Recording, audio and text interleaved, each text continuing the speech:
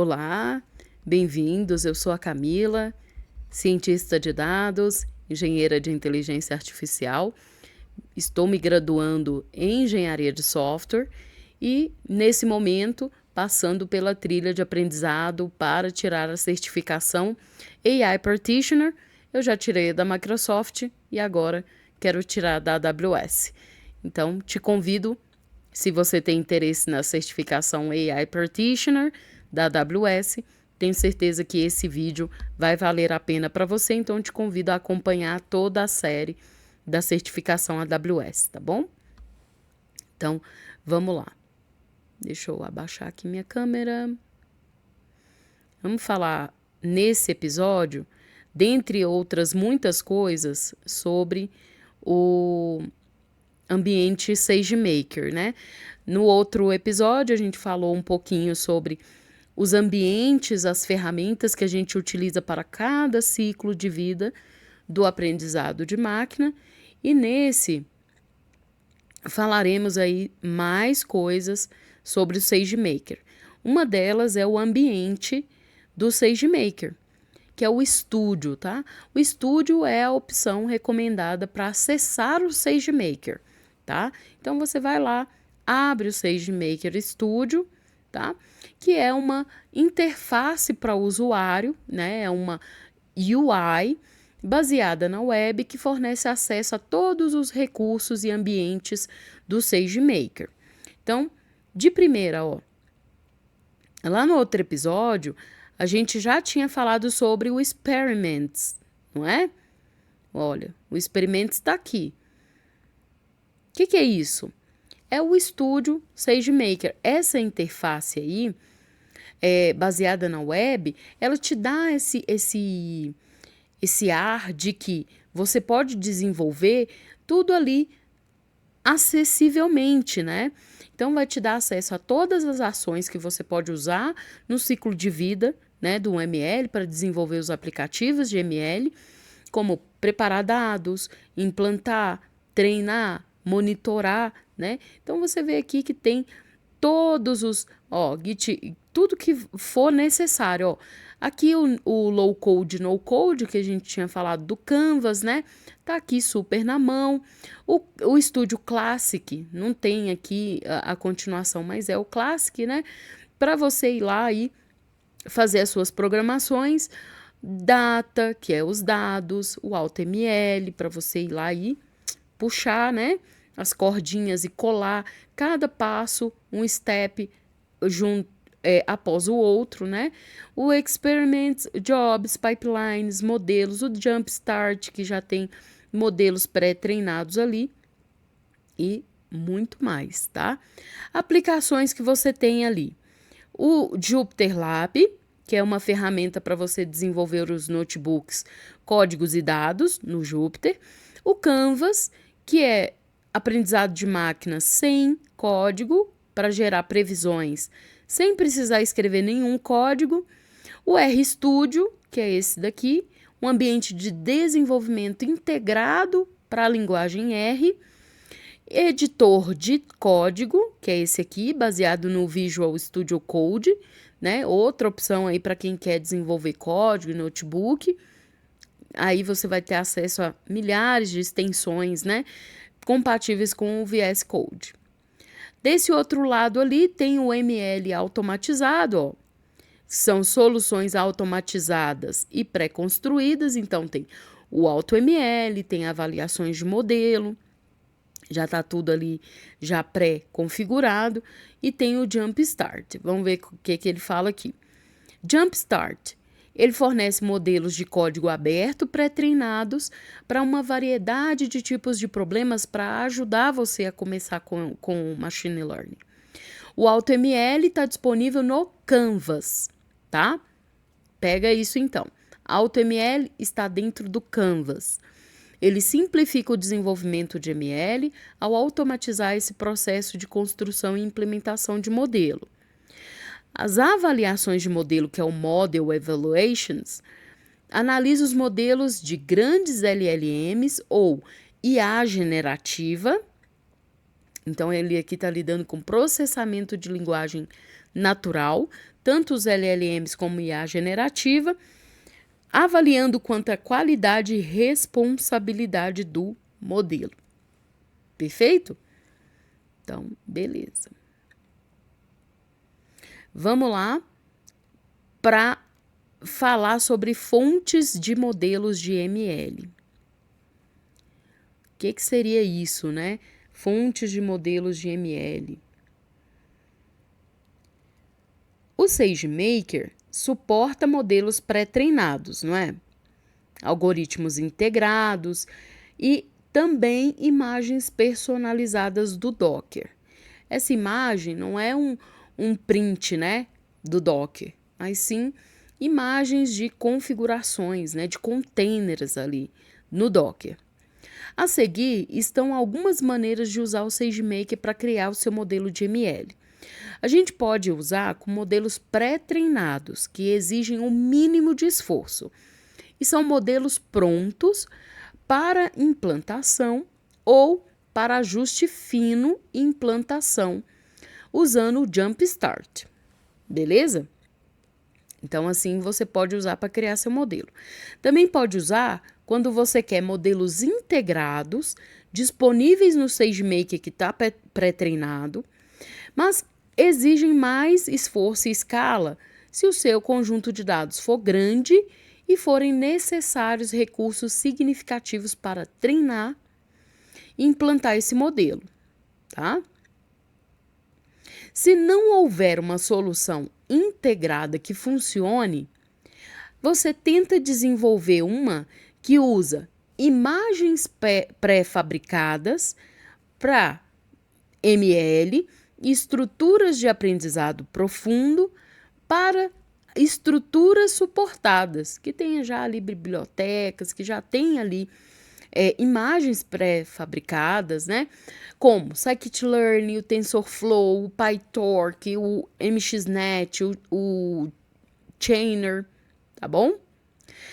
E você pode criar a sua própria imagem personalizada do Docker, configurada para instalar os pacotes ou softwares necessários para poder implantar esse modelo de machine learning. Perfeito? Modelos integrados, quais são, né? Que fazem? Existem diferentes tipos de algoritmos de aprendizado de máquina com base no seu caso de uso, nos requisitos e nos dados que você tem, tá? Para saber isso, vamos lá a esses cards, né? O SageMaker fornece algoritmos para diferentes categorias de problemas de aprendizado de máquina. Esta é uma lista resumida, tá? Dos algoritmos mais comuns, mas na documentação tem uma lista completinha. Vamos lá. Para a aprendizagem supervisionada, o que o SageMaker tem? Tem classificação e regressão na aprendizagem supervisionada. Até aqui tudo bem? Vamos relembrar mais coisas, né? A aprendizagem supervisionada ela é dividida em duas categorias, classificação e regressão.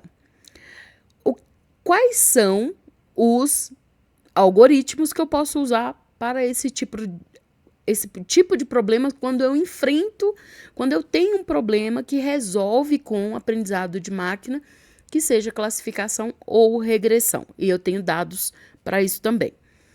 Eu posso usar o Linear Learner, o Factorization Machines, o XGBoost e o KNN, que é o K-nearest neighbors, KNN, de vizinhos mais próximos, né? O SageMaker fornece vários algoritmos integrados de uso geral que você pode usar para problemas de classificação e regressão. Lembrando, não é só esses, né? Esses aqui provavelmente são os mais populares. Para aprendizado não supervisionado, tá? Nós temos algumas subcategorias que subdivide a aprendizagem não supervisionada. Por exemplo, clustering, topic modeling, embeddings, tá? É um caso de aprendizado não supervisionado. Detecção de anomalia, que é anomaly detection. A redução de dimensionalidade, que é dimensionality reduction, tá? E quais os algoritmos que se usa para esses tipos de problemas? É o K-means, é o Latent Dirichlet Allocation, que é o LDA. Para embeddings, usa o Object to Vec, que vai fazer a vetorização, né? Para anomalia, detecção de anomalia, se usa o Random Cut Forest e o IP Insights. E já a redução de dimensionalidade vai usar o PCA, que é o Principal Component Analysis. O SageMaker fornece vários algoritmos que podem ser usados para tarefas de aprendizado não supervisionado, como agrupamento, redução de dimensão, modelagem de tópicos com reconhecimento de padrão e detecção de anomalia. Quanto mais a gente associar os algoritmos ao caso de uso, ao problema, tá? Mais fácil ou mais incorporado a inteligência artificial vai estar em nós de uma forma back-end, lá nos bastidores, né? Porque consumir a inteligência artificial, ok, todo mundo consegue, mas trazer isso para o seu dia a dia, para a sua consultoria ali, talvez como arquiteto de soluções, e também ter essa visão de inteligência artificial em que o seu cliente fala assim, olha, eu quero implantar um modelo para fazer detecção de anomalia nos meus dados e você já saber que os algoritmos que resolvem esse problema é ou o Random Cut Forest ou o IP Insights. Ou fazer clusterização, você usar ou o K-means ou o LDA, né, que você pode usar tanto para cluster, o LDA, você pode usar tanto para clustering como para o Topic Modeling, que é a modelagem de tópico, né? Saber que embedding é só um algoritmo que faz, é o Object to Vec, né? Ou a redução de dimensionalidade também é só o PCA. Então, já muda, né, a sua qualidade, o quanto você agrega de valor para essa equipe. Para processamento de imagem, né? Nós temos aí processamento de imagens, temos também ali as séries temporais. Séries temporais, o algoritmo que você pode usar é o DeepR, tá? Agora, para segmentação semântica, o que você vai usar? Tem vários algoritmos. FCN, né, que é uma convolução, uma rede convolucional. O PSP, que é uma Pyramid Sand Parsing. E também pode usar o DeepLab V3 com ResNet. Agora, se você quer fazer uma classificação de imagem ou uma detecção de objeto, só dá para fazer com MXNet TensorFlow, tá? Com ResNet, ImageNet, por aí vai. Então, vocês veem que são muitos algoritmos, mas um grupo deles resolve um problema só. Vocês veem aqui que o FCN e o PSP e o DeepLab V3 com o ResNet só faz com imagens, aqui a gente está falando de visão computacional, né? Com imagem e vídeo, ele só faz segmentação semântica, tá? E para detecção de objeto e classificação de imagem, ele só se faz com esse algoritmo, que é o MXNet, TensorFlow, tá? E séries temporais, que não é processamento de imagem, tá? Séries temporais é com tabelas normais, se faz com DeepR. Perfeito? O SageMaker também fornece algoritmos de processamento de imagem que são usados para classificação de imagens, detecção de objetos, visão computacional e séries temporais. Para análise de texto, temos aí, para texto, a gente pode dividir em 4 problemas, principais problemas, que é a classificação de texto, a vetorização de palavras, a tradução, né? E a modelagem de tópicos. Para fala, né? A gente tem um único problema ali de fala, né? E vários algoritmos vão resolver esses problemas. Por exemplo, para texto, classificação de texto e vetorização, Word to Vec, você faz com o algoritmo Blazing Test.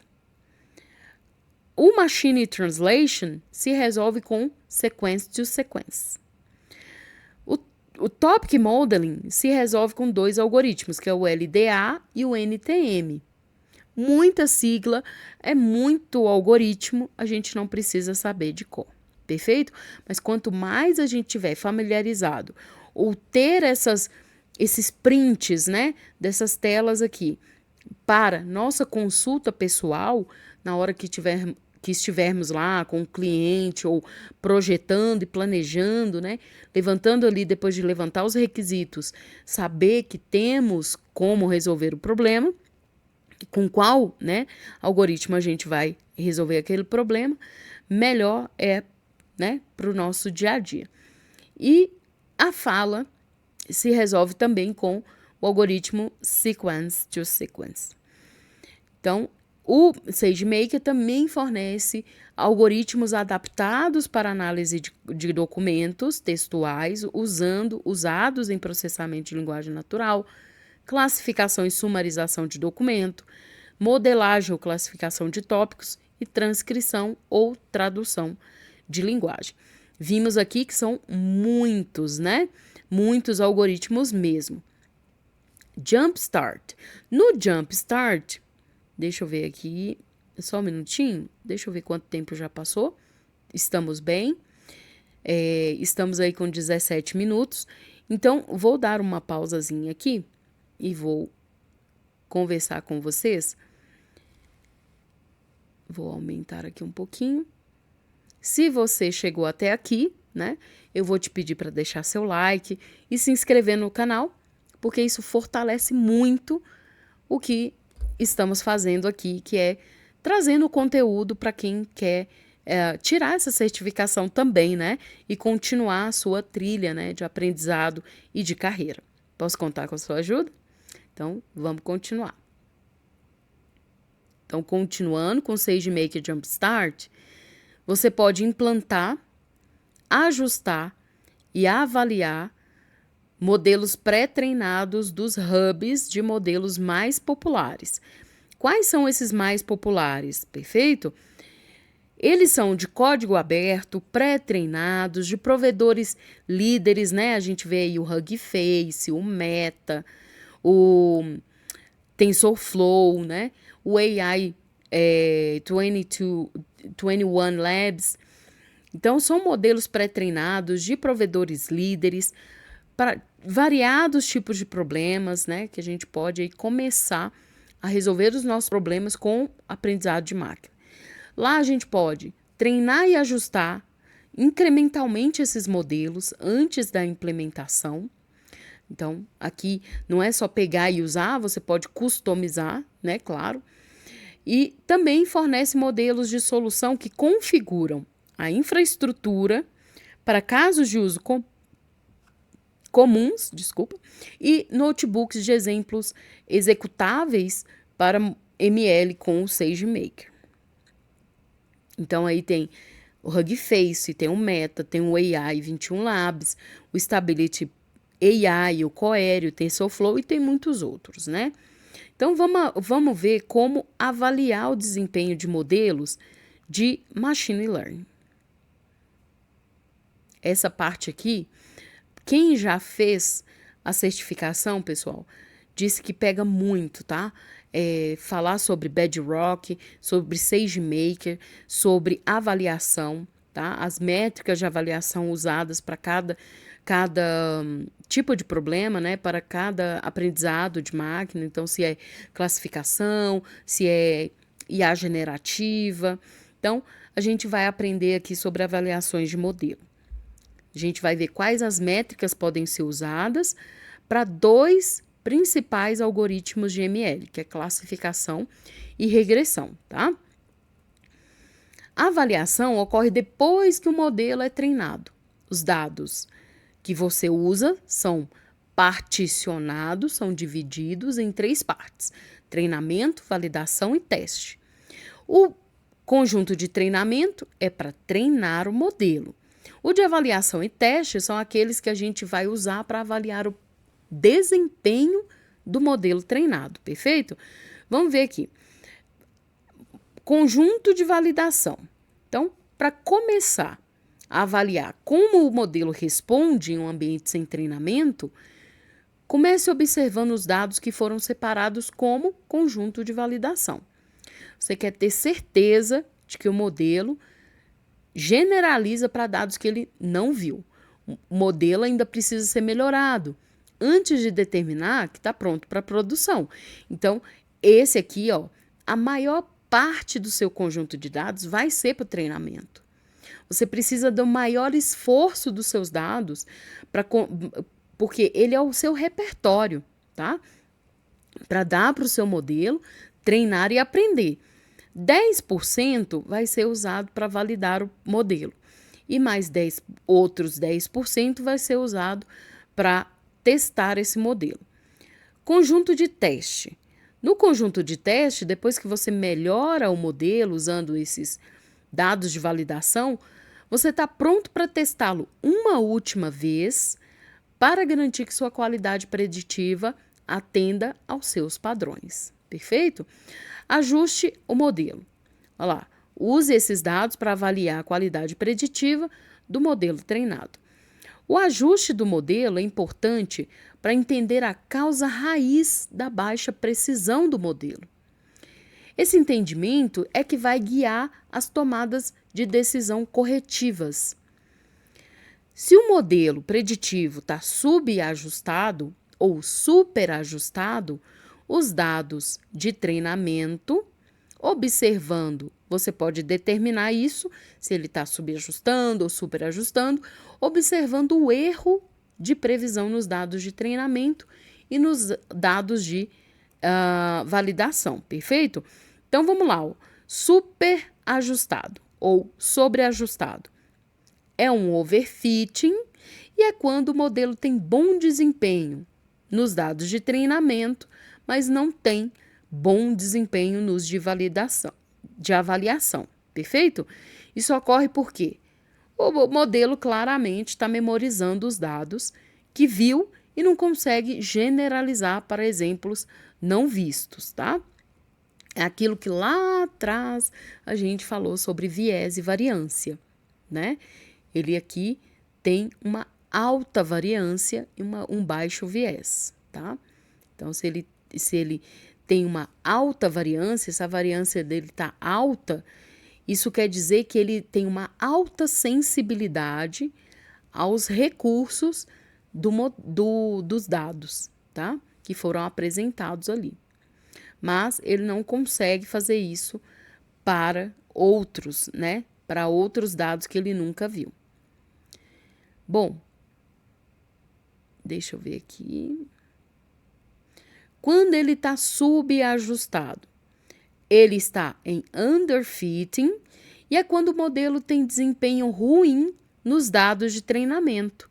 Isso ocorre porque o modelo não consegue capturar a relação entre os exemplos de entrada, geralmente chamados de X, né, que é os dados de entrada, e os valores Y, que geralmente são os valores alvo, geralmente chamados de Y, que é a sua saída, né, que é o seu alvo. Se o seu modelo tiver subajustado e tiver um desempenho ruim no treinamento, pode ser que o modelo seja muito simples. Os recursos de entrada não são expressivos o suficiente para descrever bem o alvo. Então, ele está enviesado, tá bom? Ele está com uma baixa sensibilidade aos recursos, ele não consegue capturar, né, essas características. Então, ele tem uma variância baixa, mas tem um viés muito alto, tá? Perfeito. Isso aí a gente aprendeu lá no vídeo sobre viés e variância, tá? Que é o equilíbrio entre viés e variância. Quando o modelo está balanceado, ele está equilibrado, é quando não é superajustado nem subajustado aos dados de treinamento, tá? Ele tem uma variância baixa e um viés baixo também, tá? Foi legal para a gente poder relembrar isso aí. Viés e variância. Ao avaliar os modelos, tanto o viés quanto a variância contribui para erros que o modelo comete em dados não vistos, o que afeta sua generalização. Perfeito? Um alvo, aqui não mostra a figurinha, tá? Mas eu espero que dê para contextualizar. À medida que você começa a analisar mais especificamente as métricas de avaliação, tenha em mente a compensação entre viés e variância. Um alvo é uma boa analogia, porque falando de modo geral, o centro do alvo, né, imagina, né, o seu objetivo de acertar um alvo, né? O centro do alvo é onde você mira para seus dardos, sua flecha, tá? O centro do alvo nessa situação aqui é o rótulo, né? No nosso meio aqui é o rótulo, ou seja, ela é o alvo. Ele prevê o valor do seu modelo.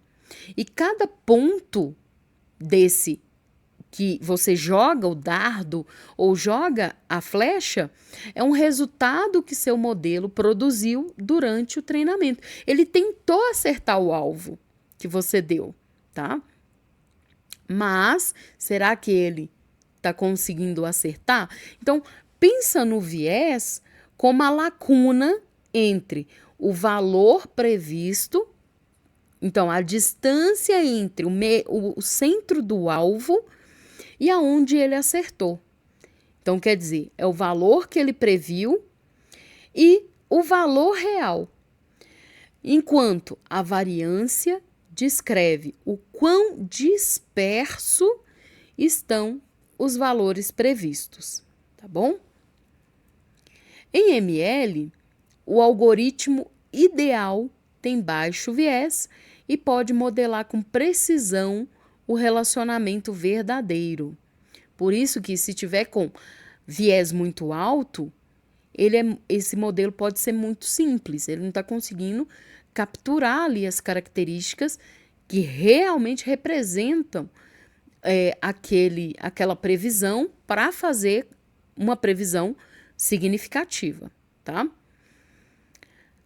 O algoritmo ideal também tem baixa variabilidade, produzindo previsões consistentes em diferentes conjuntos de dados. Então, pense aqui no viés como a lacuna entre valor previsto e valor real, certo? Então, aonde ele atirou e aonde ele deveria acertar, tá? Então, essa é a distância, é o viés, tá? Então, quanto maior essa distância entre o valor previsto e o valor real, maior é o viés. Enquanto a variância vai descrever quão dispersos estão os valores previstos. Então, aqui, um modelo, né, de alta variância. Então, aqui ele está decorando os pontos de dados, né, onde ele deve acertar, e ele tenta que ele está memorizando, e acertando porque ele está memorizando, porque na hora que ele não sabe qual é o alvo, ele não sabe para onde atirar, né? Para o que prever. Aqui ele tem um alto viés, tá? Porque ele tá aqui com uma linha reta, sendo que o ajuste, os dados dele tá muito heterogêneo. Então, ele tá errando demais. Olha a linha reta dele. E o valor previsto e o valor real tá muito diferente, né? Então, ele tenta aqui, ó, esse aqui, a linha é o valor previsto, tá? E, na verdade, o valor real tá aqui, ó, tá aqui em cima. Esses aqui, esse, ó, aqui em cima. Então, ele tenta prever que os pontos reais estão nessa linha reta aqui, mas tá muito simples, ele não consegue capturar as características para fazer essa tomada de decisão, tá? Então, ele tá com um alto viés. Ele tá subajustado. E lembrando, né? Quando ele tem um overfitting, ele tem uma variância alta, né? Sempre assim, ó, overfitting acompanha, a variância acompanha esse fitting. Então, over, a variância é alta. Porém, ao contrário, vai o viés. Então, o viés aqui é baixo, no overfitting. No underfitting, acompanha o viés. Então, o viés aqui é baixo, tá? Porque ele não consegue pegar a sensibilidade, não consegue perceber as características dos recursos. E se a variância é baixa, ao contrário, vai o viés. Então, o viés é alto. Equilibrado, veja que ele consegue aqui, ó, essa linha é os valores previstos, tá? Então, veja que a distância, por mais que ele erra por uma distância menor do que essa daqui, olha. Olha a distância entre o valor que está aqui nessa reta, o ponto de interseção na reta, e esse valor que está aqui em cima. A distância aqui nesse gráfico aqui, nesse ponto aqui, é muito menor, tá? Perfeito. Então, nesse balanceado, né, só para lembrar, tem baixo viés e baixa variância.